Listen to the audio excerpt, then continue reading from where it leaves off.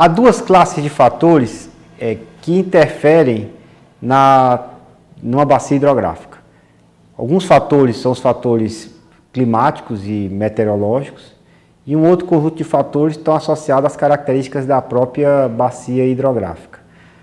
Os fatores climáticos ligados à parte de hidrometeorologia são a precipitação, a evaporação como exemplo.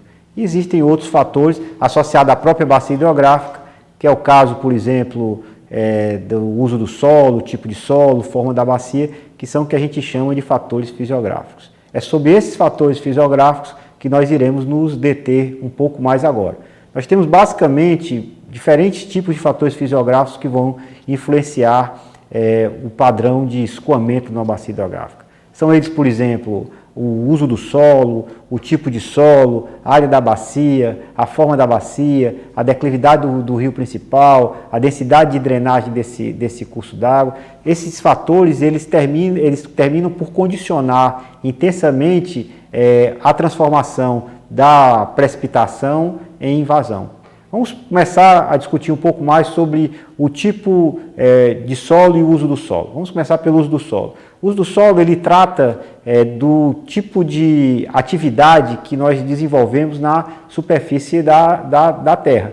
Então, o uso do solo vai identificar, por exemplo, qual é o tipo de atividade que a gente tem. Se a gente tem, por exemplo, numa determinada bacia hidrográfica, uma área irrigada, um assentamento urbano numa dada cidade, se a gente tem já área de floresta, se a gente tem, por exemplo, um lago na superfície dessa bacia hidrográfica. A gente pode obter esse tipo de informação a partir da análise de imagens de satélite, como a que vocês estão observando aí em tela, que é uma imagem de satélite da região de Limoeiro do Norte, onde essas feições que nós chamamos aí de área irrigada, cidade, uso natural do solo a partir de alguma vegetação e lagos, você pode encontrar nessa imagem de satélite. Então, esse uso do solo ele vai condicionar. Vamos dar um exemplo disso. Imagine, por exemplo, uma região onde você tem uma floresta. Então, basicamente, toda a água que está precipitando nessa floresta vai ser captada, interceptada pelas folhas da planta, outra parcela a energia da gota de água é amortecida por essas folhas, chega à superfície, uma parte dessa água que chegou à superfície vai infiltrar, outra parte ali vai ficar armazenada próximo ali às plantas. Essa água não vai andar com uma velocidade muito grande porque tem uma superfície muito rugosa para transportar. Então esse é um padrão que vai acontecer do escoamento numa floresta. Imagine agora que essa floresta foi cortada e sobre esse mesmo lugar nós temos agora uma cidade. Então a cidade, a água que precipita na cidade vai cair num telhado, numa casa ou no asfalto, com um nível de infiltração muito menor e uma parcela maior do que choveu, vai se transformar em vazão. Então, quando eu mudo o uso do solo, eu mudo o padrão do total de chuva que vai se tornar invasão. No caso da floresta, uma parcela menor da chuva vai se tornar escoamento superficial direto. No caso de uma cidade, uma parcela maior da precipitação vai se tornar escoamento superficial direto. Então, o escoamento mais rápido, mais veloz de uma cheia vai se dar mais intensamente na cidade do que numa floresta. E o lençol freático, o aquífero, vai ser mais carregado, vai ser mais bem alimentado por conta da infiltração que vai acontecer na floresta, diferentemente da intensidade do que vai acontecer, desse fenômeno que vai acontecer na cidade. Então, o uso do solo, ele termina por modificar esse padrão de ocorrência dessas variáveis hidrológicas, notadamente aqui a vazão, em função do que acontece com a precipitação. Outra característica fisiográfica extremamente importante é exatamente o tipo de solo. Então, o tipo de solo aqui, a gente está se referindo se o solo é mais arenoso, mais argiloso, qual é a textura desse solo. Imagine uma precipitação ocorrendo sobre um solo arenoso, por exemplo, como uma duna. Basicamente, toda a água que precipita, infiltra. Isso vai acontecer de forma diferente se eu tiver um solo mais argiloso, onde você tem uma permeabilidade menor nesse solo, então uma parcela menor do que precipita vai infiltrar e uma parcela maior do que precipita vai se tornar escoamento superficial direto. Então, o reconhecimento do tipo de solo, se é um solo mais arenoso, mais argiloso, quais são as características desse solo, vão determinar a infiltração e, com isso, também vão definir o padrão de transformação de precipitação, por exemplo, em vazão.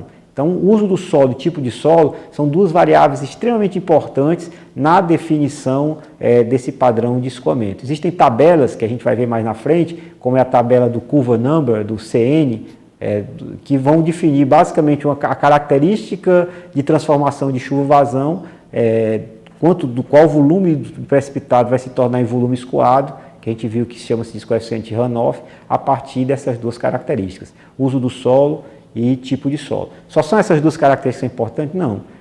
Existem outras, por exemplo, uma característica extremamente importante, fisiográfica, extremamente importante numa bacia hidrográfica, é a área da bacia.